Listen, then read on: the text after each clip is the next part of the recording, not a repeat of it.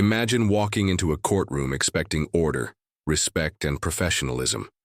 The kind of environment where laws are upheld, justice is served, and everyone knows their place. Now picture this. A black woman, calm and composed, steps through the doors of the very room where she is supposed to preside over important cases. She isn't just another face in the crowd. She isn't a bystander, and she isn't there to watch the show. She is the one in charge, the judge. But in a matter of seconds, all of that authority, all of that dignity, is stripped away because the people who should have known better didn't take a moment to look past their assumptions. Instead of respect, she is met with aggression. Instead of being acknowledged as the leader of the court, she is slapped across the face by a police officer who had no idea who she was. The room falls silent. Gasps echo through the benches. Attorneys clutch their papers. Defendants who were moments away from being sentenced suddenly look like spectators at the most shocking twist in a drama. The slap isn't just physical, it's symbolic of prejudice, arrogance, and ignorance. But within seconds, that humiliation transforms into one of the most powerful reveals the courtroom had ever seen. This is not just some wild story you'd expect to see in a movie.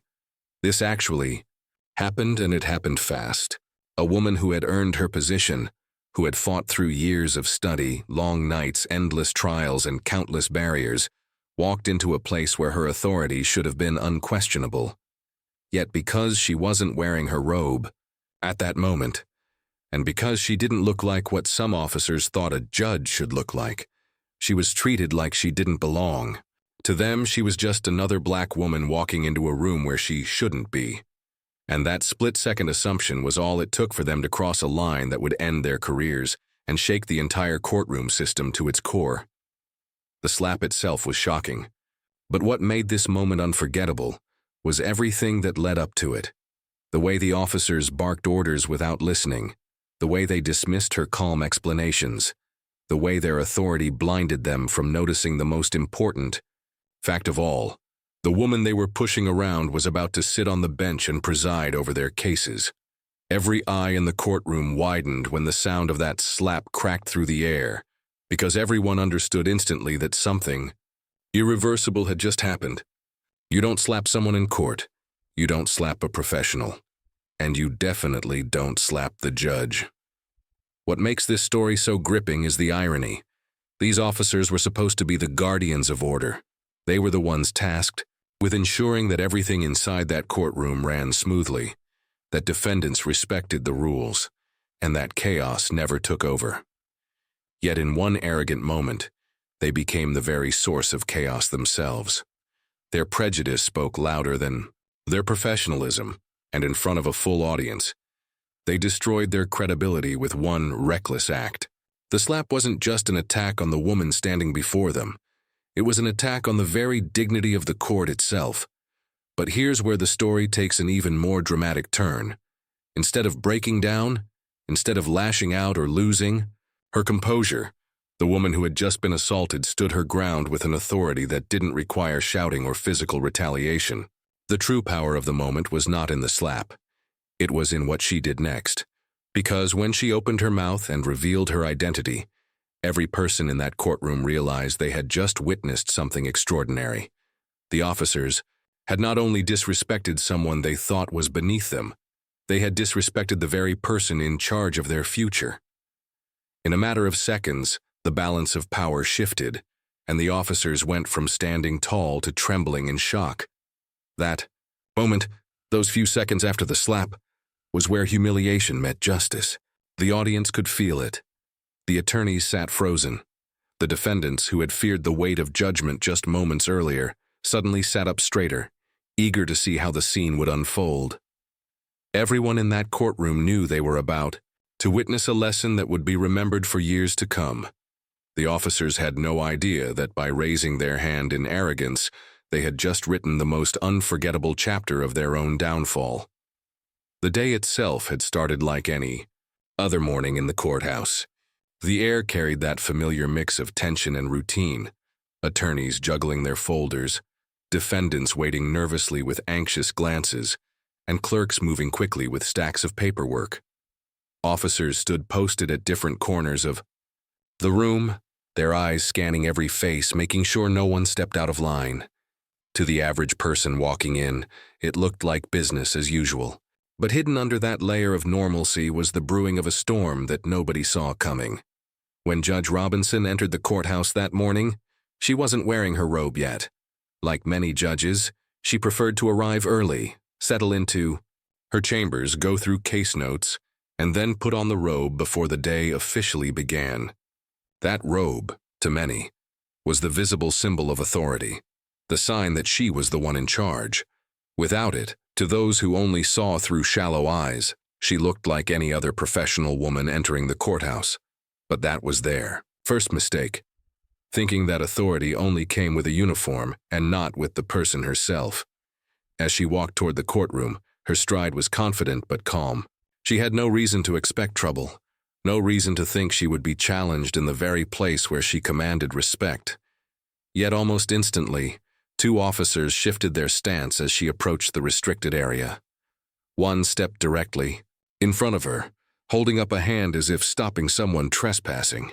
"Ma'am, you can't go in there," he said with a sharp, dismissive tone. She paused, holding her briefcase in one hand, and replied evenly, "I believe you're mistaken." She tried to keep it professional, assuming he would quickly realize his error. But instead of stepping aside, the officer narrowed his eyes, clearly not interested in listening. "Restricted area," he snapped. "You'll need to leave immediately." Judge Robinson attempted to explain. "I have every right to be here. But she didn't even finish her sentence before another officer moved closer, reinforcing the first. Their body language shifted from caution to confrontation. The second officer's voice carried the kind of authority that assumed unquestioned obedience. "Ma'am, you're not allowed here. Don't make this harder than it needs to be." The tension in the room thickened as curious eyes began turning toward the standoff. Attorneys standing near the benches whispered quietly, wondering what was happening. Defendants glanced at each other, sensing that something unusual was unfolding. But the officers didn't seem to notice the growing audience. They were too focused on controlling the woman they believed was out of place. Judge Robinson raised her voice just slightly, still calm but firm. "I have business here. I suggest you let me pass." But the officers weren't interested in discussion. They mistook her composure for defiance. One of them gestured impatiently, saying, "You're holding up proceedings. Either step back, or we'll have to escort you out." Her patience began to wear thin, but she still kept her poise. She tried again. "I don't think you understand. This is my—" And then it happened. Before the words could leave her lips, one of the officers, frustrated by what he thought was disobedience, lashed out. With a quick motion, his hand struck her across the face. The sound of the slap echoed like a gunshot in the courtroom. Papers rustled as attorneys froze mid-step. The clerks gasped, their mouths covered in shock. Even the defendants, who had been slouching in their seats minutes earlier, sat upright, wide-eyed at what they had just seen. Nobody moved. The officer, breathing heavily, glared at her as if expecting resistance, but the moment quickly turned into one of stunned realization. The slap wasn't just physical. It carried with it the weight of every assumption the officers had made.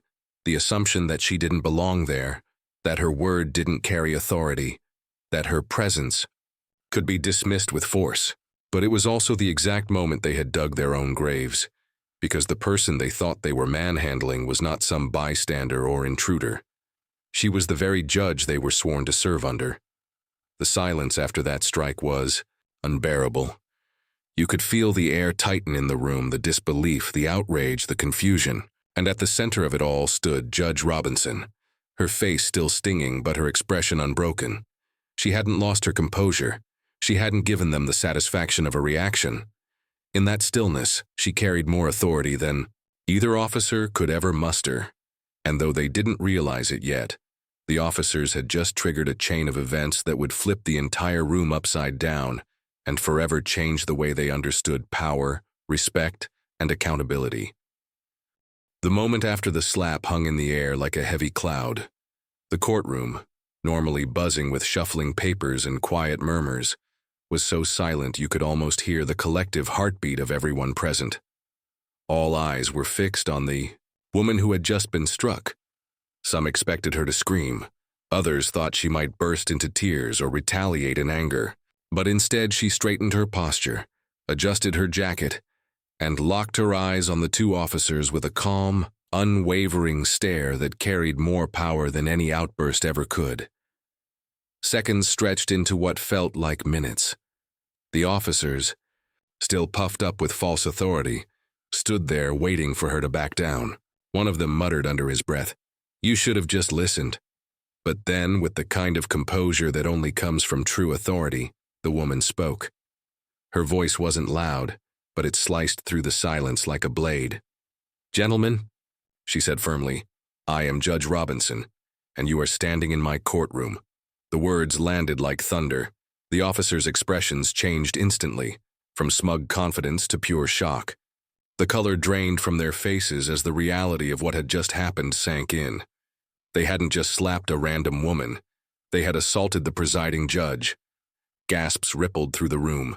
An attorney sitting near the front clutched his briefcase tighter, his jaw dropping in disbelief.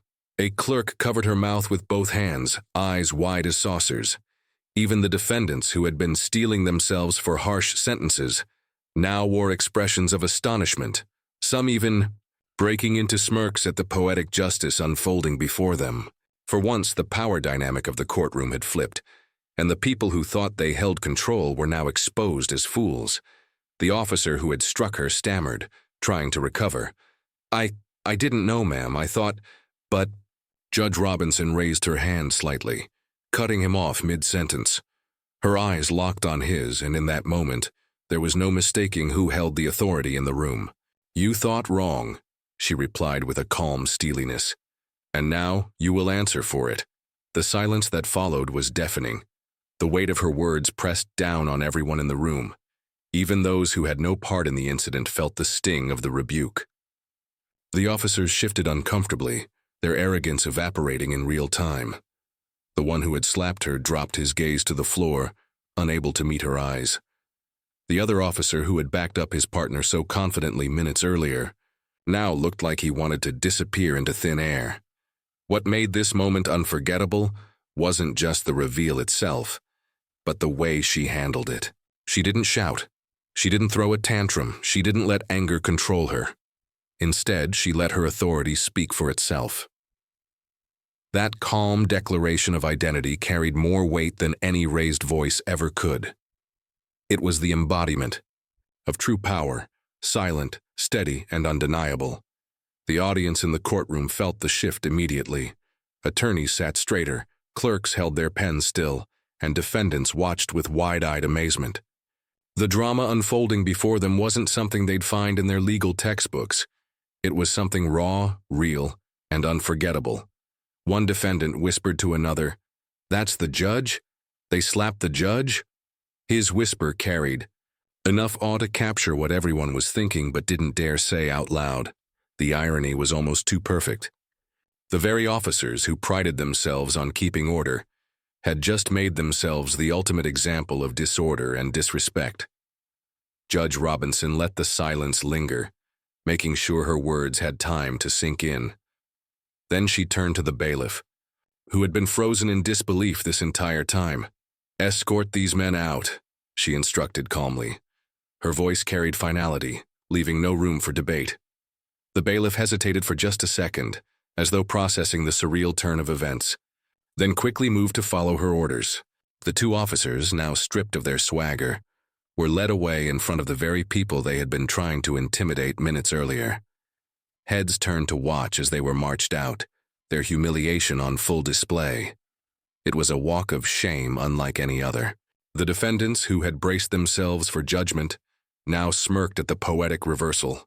The attorneys exchanged knowing glances, silently acknowledging the history being made in front of them. And at the center of it all stood Judge Robinson, unmoved, unshaken, and stronger than ever. What everyone realized in that moment was that true authority doesn't come from a badge, a robe, or a raised voice. It comes from composure, from the ability to turn even the most humiliating moment into a display of undeniable strength. Judge Robinson hadn't just revealed her identity, she had revealed the weakness of those who thought they held power. And in doing so, she taught everyone in that courtroom a lesson they would never forget. The news of what had just happened spread through the courthouse like wildfire. Within minutes, whispers turned into a storm. From the clerk's office to the hallways outside the courtroom, everyone was talking about how 2 police officers had dared to put their hands on a judge. Not just any judge, a woman who had fought her way to the bench despite countless obstacles. People who weren't even in the room leaned into conversations trying to catch every detail. They slapped her, the judge, in front of everyone. The shock was too much to keep quiet. Inside the courtroom, the atmosphere had shifted dramatically. What had started as a normal day of legal proceedings had transformed into something unforgettable. Judge Robinson, still composed, now sat in her chair on the bench, robe over her shoulders, gavel resting in front of her. The weight of her authority was undeniable, and everyone felt it. The same officers who had treated her like an intruder were now nowhere in sight, dragged out by the bailiff, their arrogance stripped bare. Court administrators rushed in soon after, their faces tight with concern. The head clerk leaned in to whisper something, but Judge Robinson raised her hand gently, silencing the chatter. She didn't need pity, and she certainly didn't need anyone trying to smooth things over. She wanted accountability. With the same steady tone she had used to reveal herself earlier, she announced, "There will be an immediate review of this incident. Every action taken here today will be documented and reported." Those words carried weight far beyond the 4 walls of the courtroom. Attorneys nodded in approval. Defendants, who often felt the system was stacked against them, saw in that moment that justice could swing both ways. If officers could be held accountable for their actions in such a public, humiliating way, then maybe there was hope for fairness after all. By now, higher-ranking officers had arrived at the scene, trying desperately to control the damage. One captain walked in briskly, his uniform neat, his expression grim. He approached the bench and offered a stiff apology on behalf of his department. "Judge Robinson, this never should have happened. I assure you, we'll handle it internally." But she didn't let the moment slip into vague promises. She leaned forward, her eyes sharp, her voice firm. "This is not just an internal matter. What happened today is a violation of this court, a violation of my person, and a violation of the trust the public places in those who wear the badge. It will not be swept under the rug." Her words struck harder than the slap had. Everyone in the room could feel the ripple of her authority. The captain shifted uncomfortably, realizing that he wasn't dealing with a victim who would quietly accept an apology. He was dealing with a leader who demanded justice, even against those who claimed to enforce it. Meanwhile, the 2 offending officers were being held in a separate room, stripped of their duties pending investigation. For them, the humiliation had only just begun. What they thought was a simple act of control had turned into the biggest mistake of their careers. They had gone from being enforcers of order to symbols of misconduct in a matter of seconds, and there was no undoing it. Judge Robinson didn't stop at demanding an investigation. She called for a formal review of courtroom security protocols, insisting that no one, whether judge, lawyer, or civilian, should ever experience what she had just gone through. "Bias, assumptions, and aggression," she declared, "have no place in a system that claims to serve justice." Her words weren't just directed at the 2 officers who assaulted her, but at the entire system that allowed such behavior to fester unchecked. The courtroom erupted into quiet murmurs of approval. Some of the attorneys even clapped softly, moved by her courage. The defendants, who rarely felt like they had a voice, sat taller in their seats, inspired by the sight of someone challenging authority and winning. It wasn't just about one slap anymore. It was about the principle. It was about reminding everyone that respect in a courtroom isn't optional. It's the foundation of the entire system. News of the incident reached local reporters before the day ended. Cameras lined the courthouse steps, journalists piecing together accounts from witnesses, and social media buzzed with outrage. Within hours, the story was everywhere. "Judge assaulted by officers in her own courtroom" flashed across headlines. People online demanded accountability, calling for the officers to be fired, charged, and publicly held to the same standards as anyone else. The image of a black female judge standing tall against those who had tried to belittle her became a powerful symbol of strength and dignity. What had begun as a shocking act of disrespect was quickly transforming into something much bigger, a reckoning. Judge Robinson hadn't just defended her own dignity, she had exposed a deeper problem within the justice system itself. And while the officers who struck her would face their consequences, the ripple effect of that moment was only beginning. By the end of that unforgettable day, the courthouse was no longer just a place where cases were argued and rulings were handed down. It had become the center of a story that resonated far beyond its walls. What had started as a shocking act of disrespect turned into a defining moment of justice, accountability, and dignity.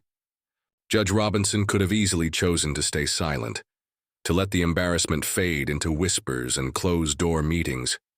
But instead, she chose the harder path, the path of truth and exposure. That decision made all the difference. As news channels replayed the story, people across the city and soon across the country were glued to their screens. Clips of eyewitness interviews filled the airwaves. Attorneys who had been present described the gasp that swept across the courtroom after the slap.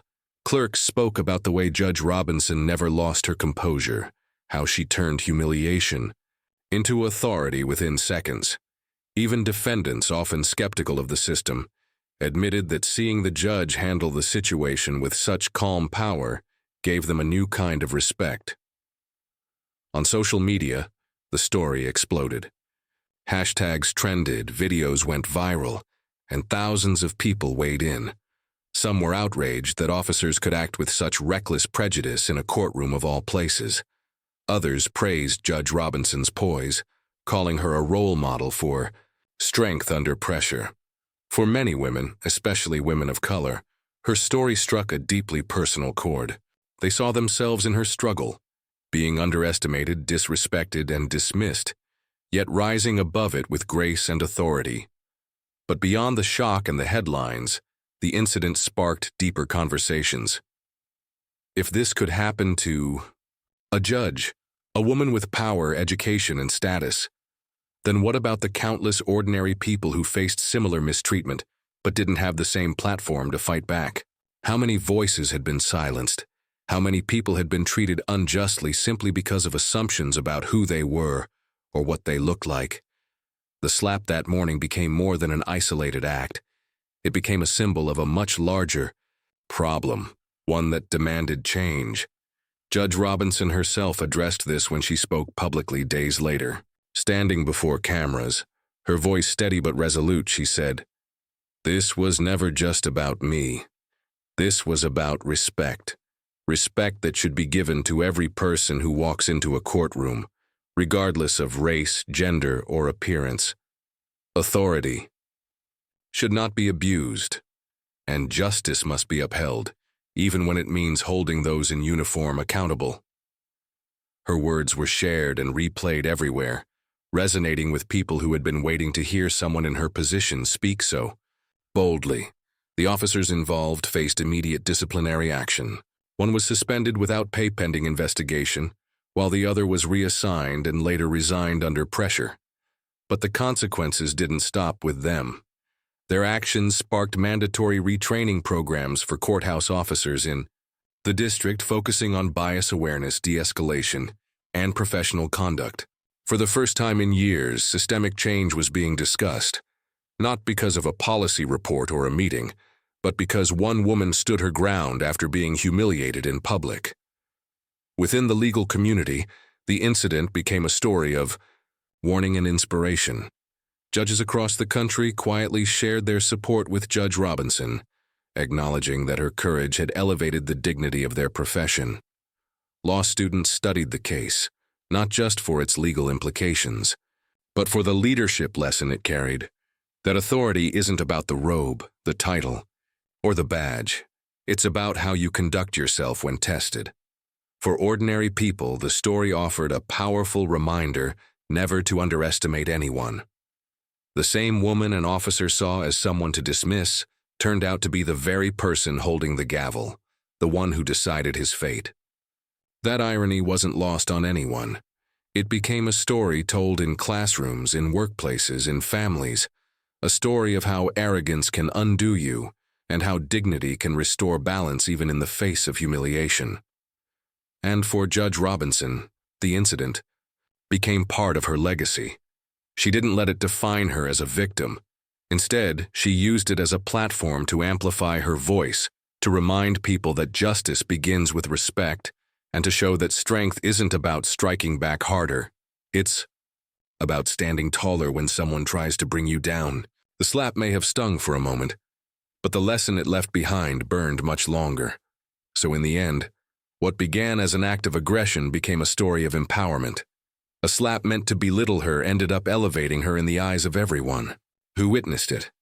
And the officers who thought they held the power that day became the ultimate example of how quickly arrogance can crumble. The courtroom remembered it, the community remembered it, and long after the echoes of that morning faded, the lesson remained clear. Never underestimate someone, because the person you dismiss today may very well be the one holding your future in their hands tomorrow.